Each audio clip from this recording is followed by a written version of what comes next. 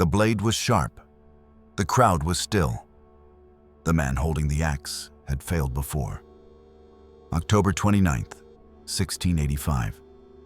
Tower Hill, London. Thousands gathered to watch the execution of James Scott, Duke of Monmouth. The scaffold had been swept clean. The axe had been sharpened. The crowd expected a swift and noble death. What they got was a massacre. The man holding the axe was Jack Ketch, the king's executioner. He struck once. The duke's head did not fall. He struck again and again. Witnesses said it took at least 5 blows to sever the neck. Some claimed it was more. The executioner was shaking. The crowd was screaming. A servant had to finish the job with a knife. This wasn't the first time Ketch had failed. But this time, the entire country watched him do it. What followed was a scandal that turned a royal execution into national disgrace and made Jack Ketch the most hated name in English justice. London, 1678. 7 years earlier. Jack Ketch was a nobody. Just another tradesman scraping by, a man with no noble connections and no path upward, until the crown needed a new hangman. The previous executioner had been jailed for extortion. Ketch took his place. Whether it was by bribe or chance, no one knows. But by the early 1680s, Ketch held the most feared job in the city, State Executioner of England. The role paid well, but it came with consequences. Londoners spat at him in the street. Children whispered his name like a curse. Yet Ketch leaned into the hatred. He signed his name on execution broadsheets. He demanded payment for displaying severed heads. He even threatened to delay executions unless bribes were paid. He wasn't respected. He was tolerated. In 1683, he was tasked with executing Lord William Russell, a popular Whig politician convicted of treason. Russell refused a blindfold. He calmly knelt at the block, and then Ketch swung. The first blow hit badly. Russell didn't die. He raised his head. The crowd panicked. Ketch tried again. The second strike half severed the neck. He struck a third time. Russell finally collapsed. People screamed. It should have ended Ketch's career. Instead, it made him famous. Pamphlets mocked him. Ballads were written about his incompetence. But no one removed him. Executions continued, and the man with the axe kept climbing the scaffold. Jack Ketch wasn't just a symbol of state violence. He was a symbol of how little the state cared about dignity once a sentence was passed. By the summer of 1685, Ketch had become a fixture of London's public justice machine. No one trusted him, but no one replaced him either. When James Scott, Duke of Monmouth, was captured after leading a failed rebellion, the court sentenced him to death. The king wanted it done quickly, publicly, and by law, that meant Jack Ketch. Monmouth's execution was supposed to restore order. The rebellion had rattled the monarchy. Now the crown wanted a clean ending. The scaffold was built at Tower Hill.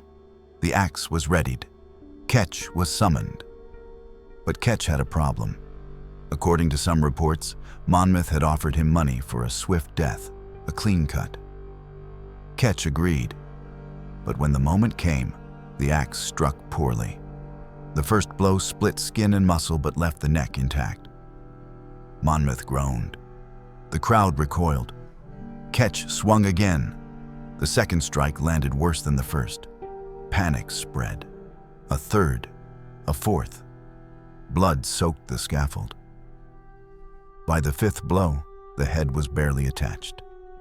Accounts differ. Some say it took 7 strikes, others say 8. A few claimed a servant had to finish the job with a knife. But all agree on what came next. The crowd did not cheer.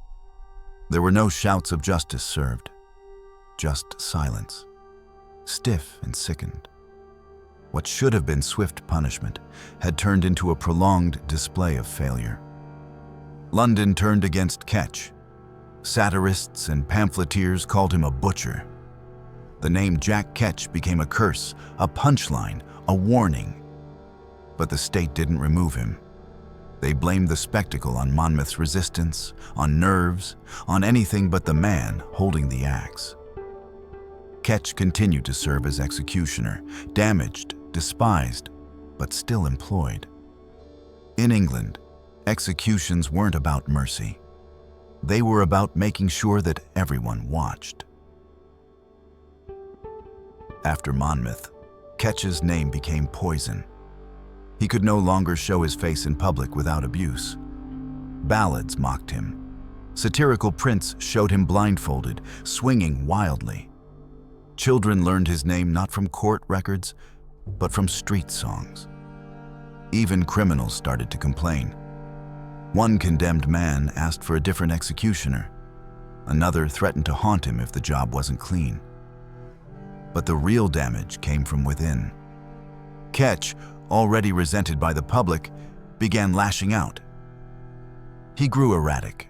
1 year after Monmouth's death, he was arrested, not for murder or theft, but for speaking too freely.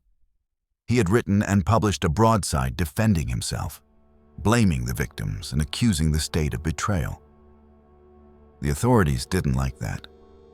He was jailed in Bridewell Prison, stripped of his duties. For a time, another hangman took his place. But when that man failed to perform, struggling during a messy quartering, the authorities brought Ketch back. Because in the end, no matter how badly he swung the axe, Jack Ketch always showed up. He died not long after. Some say in prison, others say shortly after release. The records don't agree. What's certain is this: his name lived on long after the man himself disappeared. For the next century, English executioners were nicknamed Jack Ketch. It didn't matter who held the axe. The shame stayed. Jack Ketch wasn't the most brutal man in England, just the one everyone saw. The people who gave him the axe knew what he was. They knew he was careless, known for mistakes, mocked in the streets. But they sent him anyway, because a clean death wasn't the point. The state didn't need precision. It needed obedience. Someone who would swing the axe, take the blame, and come back for the next name on the list. Ketch didn't invent cruelty. He just followed orders, with a dull blade in front of a crowd. The horror wasn't that Jack Ketch existed. It was that England handed him a stage, gave him an audience, and kept inviting him back. No matter how many times he failed to deliver anything but disgrace.